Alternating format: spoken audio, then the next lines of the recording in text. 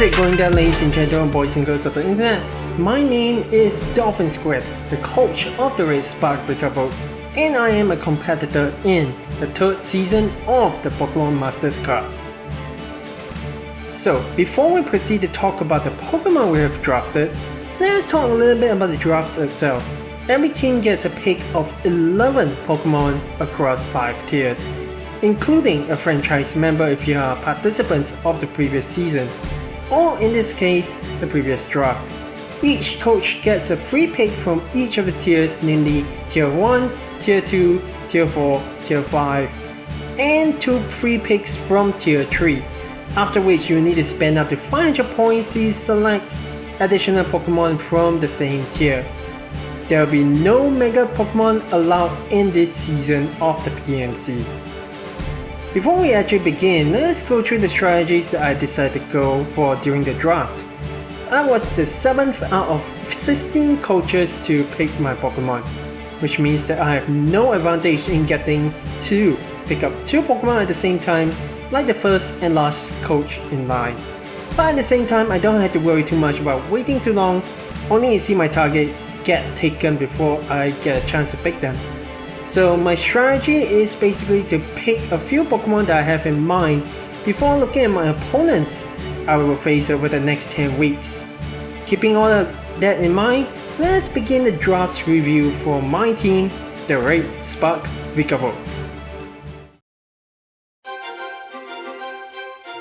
As I said earlier, there was a first draft that was done before the season and before even all the interviews are done.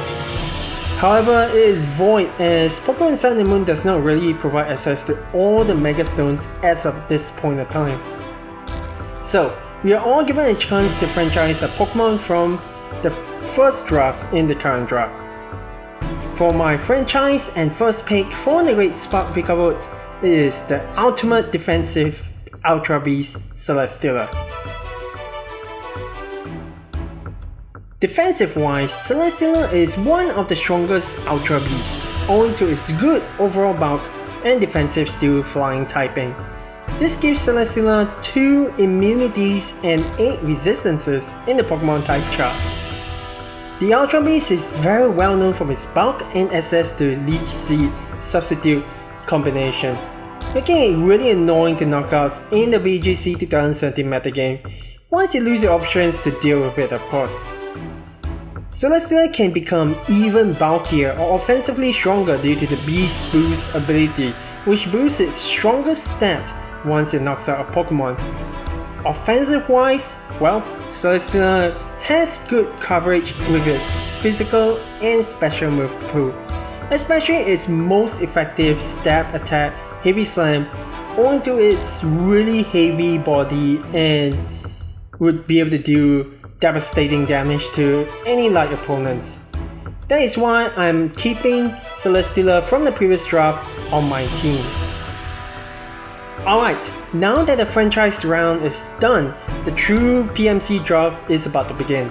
Well, I've already made my choice from the very first round, from the very beginning, that the Pokemon that I want to go for is going to be Garchomp.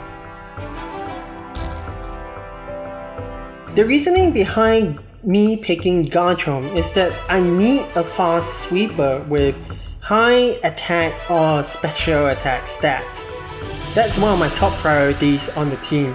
Well, of course, Garchomp is a fast physical sweeper with an impressive high attack stats.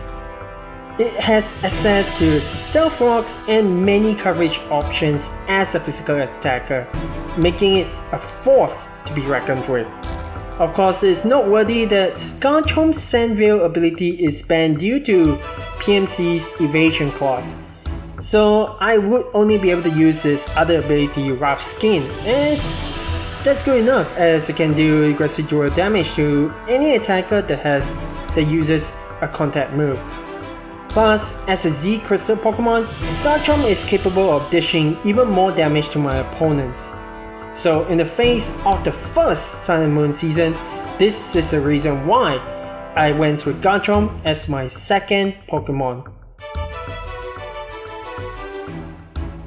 As the draft progresses to round 2, I actually lost my would-be third option, Manaphy, to another coach before it comes to my turn. So I am left with a little bit of void where I can't really use a water type, I guess, with Tear Glow. So as a result, I decided to go with a different mythical Pokemon with an all-rounder stat. And my choice for round 2 is the mythical Pokemon from the Elect Forest of Johto, Celebi. At the time, I was also looking for a utility Pokemon that can support the team, both offensively and defensively, and Celebi fits the bill pretty nicely. Like I said earlier, like Manaphy and Mew, it has an all-rounder stats of about 100 for every stat, making it a great fit to any team in the singles metagame. It has great coverage of offensive moves and many support options that can help heal or boost the rest of the team. Plus, well, Celebi's natural cure ability actually allows it to switch in the case of facing a status move and then switch out to, well, just get rid of it. Basically, Celebi is a pretty good status, well, taker in a way. So Celebi is my third Pokemon on this team. Moving on to our 4th Pokemon from round 3 of the draft. This is actually a very familiar face from the days of me hanging out with fellow YouTuber Mr. AGZ's stream. It is the ultimate hazard setter, Fortress. We've access to 3 hazard setting moves, namely Spikes, Toxic Spikes, and Stealth Rocks, as well as access to Rapid Spin. Fortress has all the options to slow down my opponents and deter them from switching, at the same time getting rid of hazards on my side of the field. Plus, Fortress has a really impressive defense stat, so it actually works like a physical wall where it can take hits from physical attackers without breaking a sweat. Of course, its sturdy ability prevents itself from getting knocked out by particularly super effective special fire attacks from full HP. Alternatively, I can also go for Overcoat, which is another useful ability that can prevent residual damage only from heal, as well as getting status from powder moves. Well, I can talk all day about one of my most favorite defensive Pokemon, but overall I feel like Fortress is a good pick as a disruptor to my opponents. As we come over to round 4 of the PMC drafts, when I had to pick my 5th Pokemon, I realized that 3 out of 4 of my team members are actually weak to fire. So I needed something that can subjugate that big weakness. Thus, well, I decided to go with Politoed for round 5 of the draft. Unlike its other new range setter counterpart from Sun and Moon, Pelipper, Politoed has pretty good bulk. Its most common ability, of course, is Drizzle, which sets up the weather rain that gives a boost to its stat water moves, as well as provide any supports. Like I said earlier, it weakens fire attacks, so that's really good. Alternatively, if I need some water resistance, Water Absorb is a good way to go with to neutralize water attackers. Politoed also has some good utility move pool to help its cause. With access to Drizzle, stat water moves, and utility options, Politoed is my 5th Pokemon on the team. As we approach the midpoints of the draft, we have already picked about 5 out of 11 of our Pokemon, 4 of which are actually free tier picks, and Celesteela, which brings my points down to 260 points. So I'd like to make my choice wisely as to how I should spend the remaining points while ensuring I fulfill the required free picks of PMC. So my 6th drafted Pokemon is going to be Oricorio.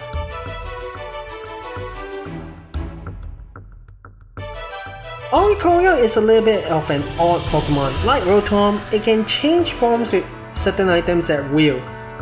But the only difference is that I have access to all forms of Oricorio, adding another layer of strategy for me. Of course, it is noted that it has 4 different forms in Alola: the Pau form, Bailey form, Pom-Pom form, and the Sensu form, all of which actually has a secondary typing aside from its flying typing, which is really good. Well, Oricoil's Revelation Dust gives me the options with Fire, Psychic, Ghost, Electric, whichever form it actually has that I needed for the team.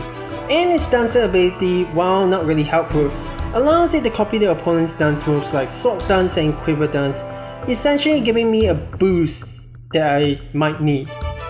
Of course, Oricoil has its own set of setup moves and status inflictors. Overall, I feel like Oricoil is a really good pick from the 3rd tier, so that is why it is my 6th Pokemon of the team. As round 7 comes by, I was expecting to pick up Raikou as my electric type of the team, but the legendary beast was actually taken away before I had the chance. So, well, my alternative electric type pick for the round is going to be the Thunderous Tyrian form.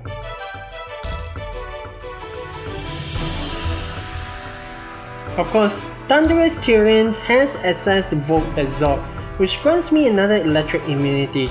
Plus, the reason why I picked it is that Thunderous is another fast sweeper with impressive special attack stats and good attack stat, so it can make use of its physical and its special attack options.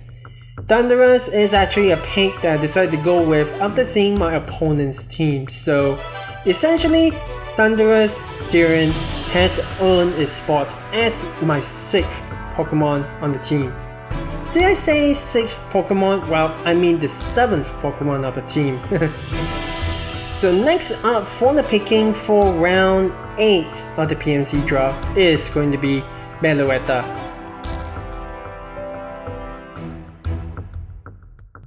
I decided to go with Meloetta because I need a fighting type as another counter pick against my opponent's Pokemon. Meloetta, of course, its base form is a special normal fight psychic type sweeper, but with Relic Song it can transform into a normal fighting Purette form, with an increase in speed and change from a high special attack to a high attack stat. In both forms, Meloetta have a good pool of stab and coverage moves, and that earns it on the spot of the Red Spark Vikavolt. As we approach the end of the PMC drafts, I'm left with about 120 points and a free tier 5 pick. So the next pair of Pokemon that I'm going to choose is going to be selected for their speed control gimmicks. First up, from tier 5, ARIADOS is my 9th Pokemon for my team.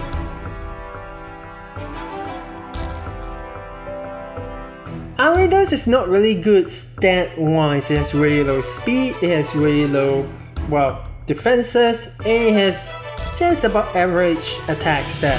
But the reason why I actually picked ARIADOS is because it is one of the few Pokemon that knows Sticky Web. Now that Galvantula is actually taken, I decided to go with ARIADOS as my Sticky Web option. Of course, looking at ARIADOS' abilities, it has Insomnia, it has Swarm, which actually makes the Red Bug immune to sleep for Insomnia, or have a boost in bug type attacks if it ever needs to attack. The other Pokemon that I have decided to pick up is another tier 5 bug Pokemon, NINJASK.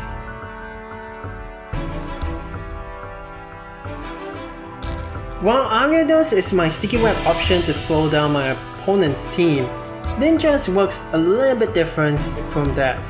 It has the ability Speed Boost, which actually boosts its own speed, and can combo with Baton Pass to actually pass the speed boost, no pun intended, to another Pokemon, making it a fast track. Of course, NINJASK can choose to also set up to boost its average attack stat to make itself more threatening. But it should be noted that Baton Pass clause in the PMC prevents speed and another boosted stat from being Baton Passed.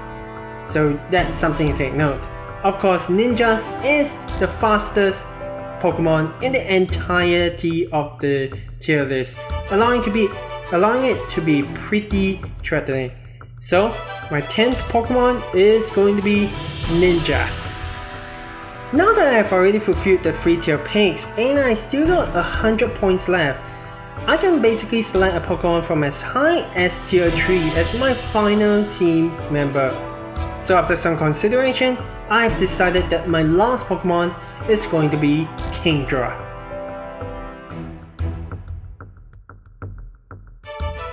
With Politoed on my team, I can use KINGDRA as a rain abuser with a Swift Swim ability, allowing it to move twice as fast in the rain. Although KINGDRA has good special offensive move pool, it also has a few physical attacking options if it ever needs to make use of its, a pretty alright attack stat actually. KINGDRA also has the Sniper ability as its alternate offensive option, allowing it to have an increased chance in dealing critical hits, and possibly get my opponent knocked out. So, what do you guys think? Did I pick a good team, or should I have made different decisions in my drafts? Let me know what you guys think in the comment section below. Also, do check out the interview that I have with the PMC crew, as well as the playlist to the entire season of PMC Season 3 in the end cards. Also, subscribe to the PMC channel and my channel for more, of course, PMC content as well as other coaches in the season. Special thanks to actually my friend Joe Tion for helping me toss ideas back and forth during the draft. So anyways guys, thank you guys so much for watching, and until next time, stay awesome, have fun, and enjoy the rest of your day. Goodbye everyone. Pikachu!